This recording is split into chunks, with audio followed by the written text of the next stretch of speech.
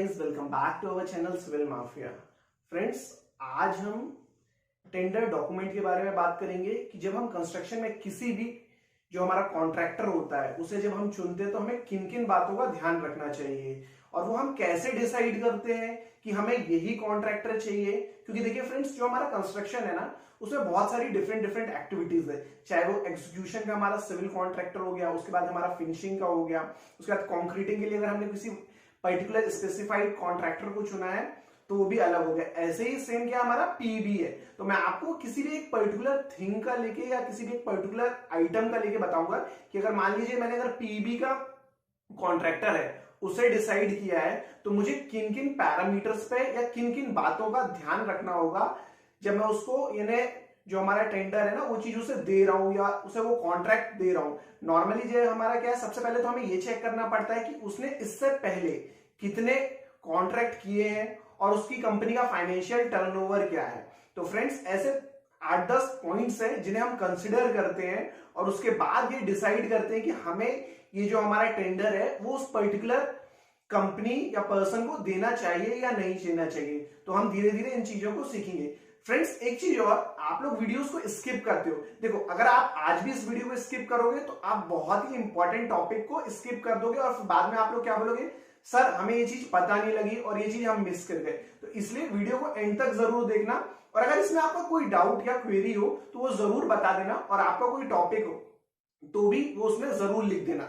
तो फ्रेंड्स, चलो वीडियो को स्टार्ट करते हैं। और एक बात और, अगर आप हमारे चैनल में न्यू है तो चैनल को सब्सक्राइब करना मत भूलना और अगर आपको वीडियो अच्छी लगती तो लाइक जरूर करना और अगर आपका कोई टॉपिक है फ्रेंड्स तो पक्का कमेंट बॉक्स पर लिख देना, उस पर भी मैं वीडियो आपको क्रिएट करके दूंगा। तो फ्रेंड्स, चलो स्टार्ट करते हैं आज का टॉपिक, टेंडर। फ्रेंड्स, जो हमारा फर्स्ट क्राइटेरिया आता है वो है प्रोडक्ट और सर्विस लिस्ट। फ्रेंड्स, जो इसका हम वेटेज लेते हैं वो हमारा 10% होता है और जो हमारा स्कोर है वो 3-1 हम डिस्ट्रीब्यूट करते हैं।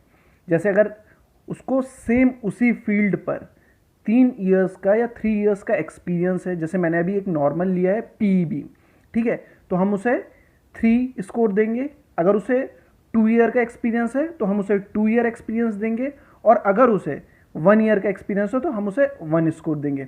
तो फ्रेंड्स, ये जो प्रोडक्ट और सर्विस लिस्ट क्या है कि उस बंदे ने, जो हमारा कॉन्ट्रैक्टर है जैसे हम या टेंडर इनवाइट कर रहे हैं या टेंडर प्रोवाइड कर रहे हैं, उसने इससे सिमिलर फील्ड पर या इससे रिलेटेड काम पहले किया हो, तब हम क्या है उसे यानी अपना कोट करने के लिए या टेंडर पे अलॉट करने के लिए हम ले सकते हैं। और जो इसका वेटेज होगा फ्रेंड्स, इसका जो वेटेज है 10% लेते हैं, ठीक है। फ्रेंड्स, नेक्स्ट जो हमारा क्राइटेरिया वो है हमारा पास्ट एक्सपीरियंस। इसका वेटेज होता है 25%। फ्रेंड्स, अब ये जो पास्ट एक्सपीरियंस है इसका मतलब ये है जो बंदा है, जैसे मान लीजिए अगर मैं उससे एक वेयरहाउस का प्रोजेक्ट करवाना चाहता हूँ और जो कॉन्ट्रैक्टर है उसने इससे पहले सभी बिल्डिंग्स के प्रोजेक्ट करें या रोड प्रोजेक्ट करें, तो वो क्या है इस कॉन्ट्रैक्ट को लिए एलिजिबल नहीं है और इसे कोट करने की ज़रूरत ही नहीं है, हम उसे नहीं चुनेंगे। क्योंकि हमारा क्या है, जैसे अगर हम पीबी या वेयर हाउस बनाना चाह रहे हैं तो उसे क्या है उससे रिलेटेड ही एक्सपीरियंस होना चाहिए, चाहे वो थोड़ा कम हो या ज़्यादा हो। तो इसका सबसे ज़्यादा एक्सपीरियंस हम काउंट करते हैं या वेटेज काउंट करते हैं, क्योंकि अगर उसने उसी फील्ड पर काम किया है तो हमें भी अच्छे से पता होगा कि उसने पुराने पहले क्या काम किया है और उसे आइडिया भी होगा जो हम करवाना चाहते हैं। तो इसका सबसे ज़्यादा वेटेज होता है, ठीक है फ्रेंड्स। देन हमारा आता है site safety checks at sites. Friends, इसके ऊपर मैंने ऑलरेडी एक वीडियो बना कर रखा है, उसका लिंक मैं आपको डिस्क्रिप्शन पे दे दूंगा। तो आप सेफ्टी से रिलेटेड जो हमें साइट पर चाहिए हो तो वो आप उस पर अच्छे से डीपली जाके सीख सकते हैं। तो फ्रेंड्स, जो हमारा सेफ्टी होता है ना उसका हम 10% वेटेज लेते हैं। उसमें भी मैंने सेम स्कोर डिवाइड किया है 3-1।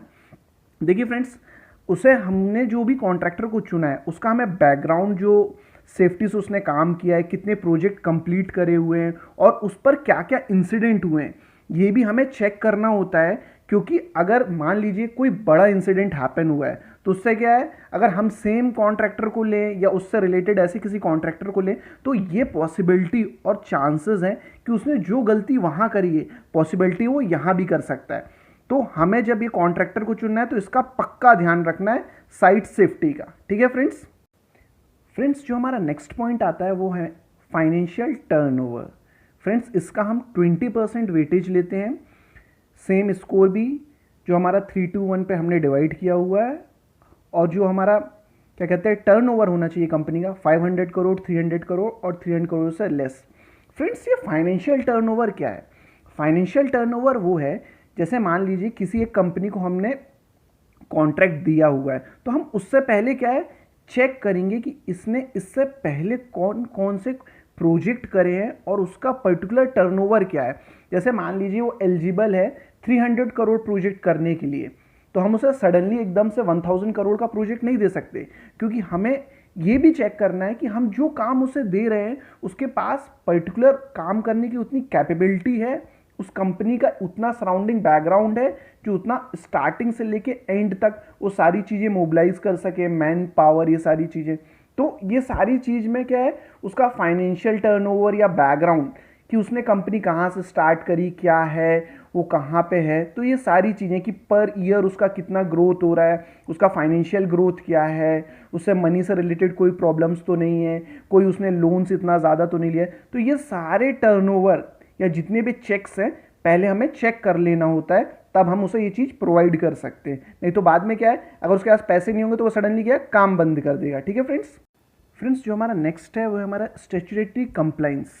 फ्रेंड्स ये बहुत इंपॉर्टेंट है, अगर ये नहीं होगा ना किसी कंपनी के पास तो वो काम करने के लिए एलिजिबल ही नहीं है। इसका हम 5% वेटेज लेते हैं फ्रेंड्स, और इसमें हमारे 3 चीज़ें आती हैं।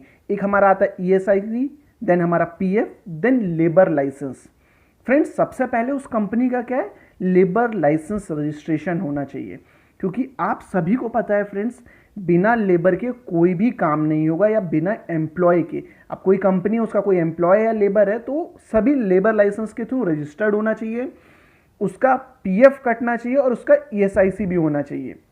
क्योंकि फ्रेंड्स आपको पता है इंडिया में या अदर किसी कंट्री में एक गवर्नमेंट ने ऑलरेडी डिसाइड किया है कि 8 आवर्स का हमें इतना पेमेंट देना है, चाहे वो स्किल्ड हो, सेमी स्किल्ड हो या हाईली स्किल्ड हो, ये पहले से डिसाइडेड है। अगर हम उससे कम पेमेंट करते हैं तो वो क्या है लेबर कोर्ट पे जाके हमारे खिलाफ कंप्लेन कर सकता है।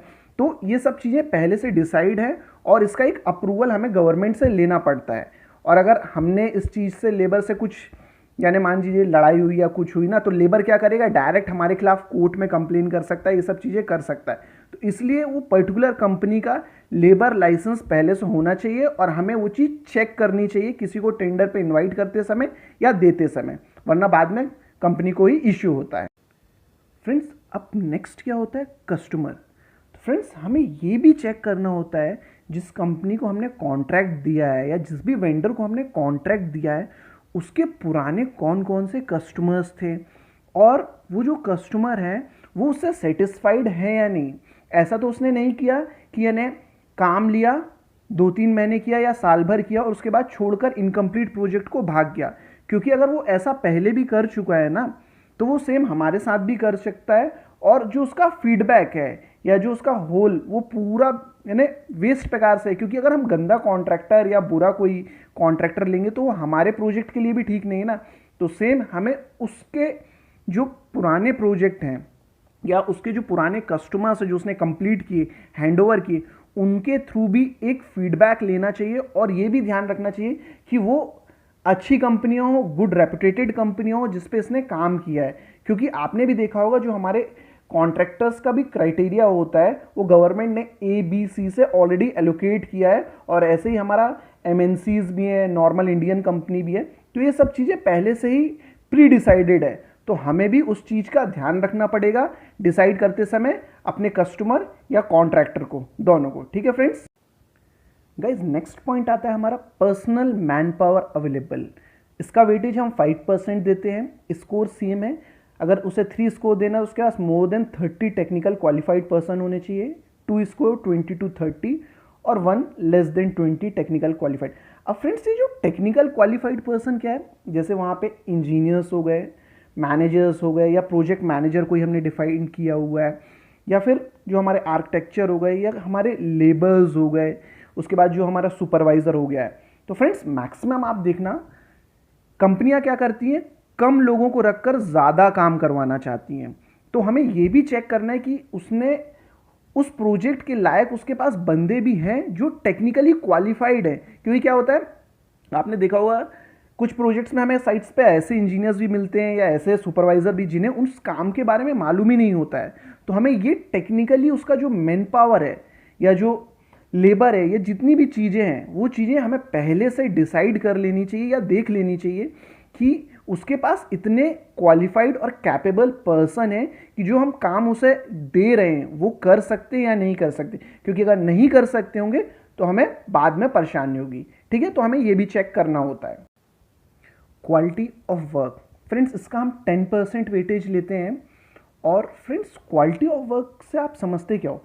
देखिए, इसमें जो हमारा काम जो हम कर रहे हैं वो एक क्वालिटी पे होना चाहिए, उसका एक स्टैंडर्ड होनी चाहिए, एफिशिएंसी होनी चाहिए, रिलायबल होना चाहिए, जिससे क्या है हमारा कस्टमर भी सेटिस्फाइड हो, जो हमारी प्रोसेस है उस काम को करने की स्मूथ हो, और एक चेकलिस्ट होनी चाहिए हर काम की। और हमें ये पता चल जाना चाहिए कि हम जो चेकलिस्ट ले रहे हैं उस पर जो हमारे स्नैक लिस्ट या पॉइंट्स आएंगे वो सारे कवर हो जाएंगे। एग्जाम्पल के लिए जैसे मान लीजिए मैं किसी फुटिंग का इंस्पेक्शन करने जा रहा हूँ, तो मुझे क्या उसका फॉर्म वर्क देखना है, उसका रीबार देखना है, उस पर कवर ब्लॉक्स लगे हैं या नहीं, उसका रीइंफोर्समेंट कैसा है।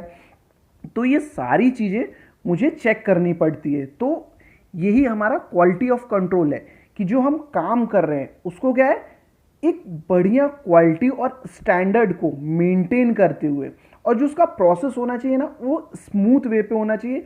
ऐसा नहीं कि हम काम कर रहे हैं उसको हेजलेस कर दे रहे हैं, तो क्या है उससे हमारा एफिशिएंसी खराब हो जाएगा और एक रिलायबिलिटी नहीं आएगी। तो इससे क्या है हमारा क्वालिटी भी बेकार होगा। और ये चीज़ पूरा हम करने के बाद, जैसे मान लीजिए वो फुटिंग का कंक्रीट कंप्लीट हुआ, वाइब्रेटर ये सब चीज़ें नहीं है साइट पे, तो क्या हनी कॉम्ब आएगा, यानी जो हमारा सेटिस्फैक्शन है वो नहीं आएगा। तो इसलिए कोई भी काम हो उसे क्वालिटी से करना है। इसलिए आपको पता है हमारे कंस्ट्रक्शन में एक अलग से डिपार्टमेंट ही है, क्वालिटी कंट्रोल, और जैसे हम क्वालिटी कंट्रोल एश्योरेंस भी बोलते हैं, QA QC। तो फ्रेंड्स ये चीज़ का भी बहुत इंपॉर्टेंट ध्यान रखना, हर साइट में क्वालिटी का एक अलग से बंदा ही होता है जो हमारा क्वालिटी से रिलेटेड चीज़ों को चेक करे और हमें बताए कि ये चीज़ सही है या नहीं है। ठीक है फ्रेंड्स, तो ये बहुत इंपॉर्टेंट पॉइंट है क्वालिटी कंट्रोल। ये तो हमें ध्यान में रखकर ही कोई भी काम को करना चाहिए, वरना अगर क्वालिटी नहीं होगी तो वो काम अच्छा नहीं होगा। फ्रेंड्स हमारा नेक्स्ट पॉइंट है प्लांट एंड मशीनरी। इसका हम 5% वेटेज लेते हैं। फ्रेंड्स जैसा कि आप स्लाइड्स पर देख रहे हैं, तो हम जब भी कंस्ट्रक्शन का काम करते हैं ना, तो जो हमारा कॉन्ट्रैक्टर है उसके पास एटलीस्ट नॉर्मल मशीनें या जितनी मशीनें हमें इस प्रोजेक्ट को कंप्लीट करने के लिए रिक्वायरमेंट है, चाहे वो हमारे बैचिंग प्लांट से रिलेटेड हो, मिलर हो, क्रेन्स हो, JCB हो या प्रोक्लेन हो, ये सारी चीज़ें उसके पास होनी चाहिए। क्योंकि अगर ये सारी चीज़ें उनके पास होंगी तभी तो वो टाइम पर प्रोजेक्ट को कंप्लीट कर पाएगा, या जो भी बैरियर्स है या जो भी चीज़ें वो ख़त्म कर पाएगा। वरना मान लीजिए उसे आज एक फुटिंग एक्सकवेट करना है, उसके पास एक्सकवेटर या JCB है ही नहीं, तो वो काम कैसे करेगा। तो इसलिए हमें क्या करना चाहिए, हमें ये चीज़ पहले से चेक कर लेनी चाहिए कि उसके पास जो भी इक्विपमेंट है वो बराबर सही हो और वर्किंग कंडीशन पे, और ये सारे प्रोजेक्ट टाइम यानी जो हमारी मशीनरी है वो टाइम पर अवेलेबल हो जाए। ठीक है friends, thank you friends. I hope आप सभी को ये वीडियो अच्छा लगा होगा और नॉलेजेबल भी लगा होगा। फ्रेंड्स अगर आपको ये नॉलेजेबल लगा है तो प्लीज़